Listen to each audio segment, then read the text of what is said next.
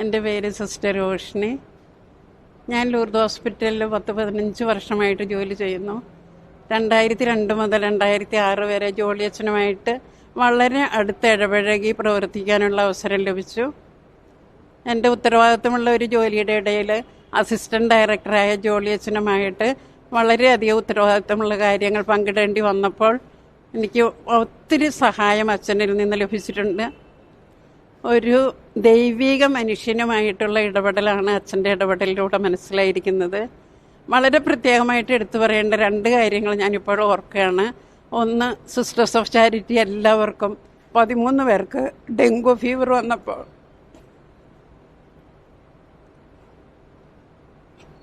ഒരു അറ്റൻഡറെ പോലെ ഞങ്ങളെ സ്നേഹിച്ചു, പങ്കുവെച്ചു, സഹായിച്ചു.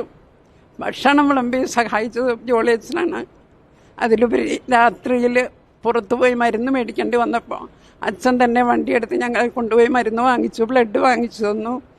ഒരു സിസ്റ്ററിന് തീരെ വയ്യാതെ കിടന്നപ്പോൾ ആ സിസ്റ്ററിന് വേണ്ടി ആംബുലൻസ് ഡ്രൈവ് ചെയ്തത് ജോളി അച്ഛനാണ്. ജോളി അച്ഛൻ ആശുപത്രിയുടെ എല്ലാ കാര്യങ്ങളിലും വളരെ വ്യക്തിപരമായി ഇടപെട്ടുകൊണ്ട് അറിയാത്ത പല കാര്യങ്ങളും നമ്മളുടെ ശ്രദ്ധയിൽ കൊണ്ടുവരികയും ഒന്നിച്ച് പ്രവർത്തിക്കാനും പങ്കുവെച്ച് മുന്നോട്ട് പോകാനും വളരെ കാര്യക്ഷമമായിട്ട് ജോലി ചെയ്യുകയും ഒരു തൊഴിലാളിയെ പോലെ തൊഴിൽ ചെയ്യുകയും ഒരു ഉത്തരവാദിത്തപ്പെട്ട വ്യക്തിയെ പോലെ കാര്യങ്ങൾ നോക്കി നടത്തുകയും ചെയ്യുന്ന വളരെ ആദരണീയനും ബഹുമാന്യനുമായ ഒരു വ്യക്തിത്വത്തിൻ്റെ ഉടമയായിരുന്നു ജോളി അച്ഛൻ. എന്താണ് പറയേണ്ടതെന്ന് അറിയത്തില്ല. വികാരനിർഭരയാകുകയാണ് ഞാൻ ഈ നിമിഷത്തിൽ. വളരെ തീർത്താൽ ഒരിക്കലും തീരാത്ത ഒരു നഷ്ടമാണ് ലൂർദ് ആശുപത്രിക്കും വരാപ്പുഴ രൂപതയ്ക്കും ഈ കത്തോലിക്ക സഭയ്ക്ക് തന്നെയും ജോളി അച്ഛനിലൂടെ നമുക്ക് സംഭവിച്ചിരിക്കുന്നത്.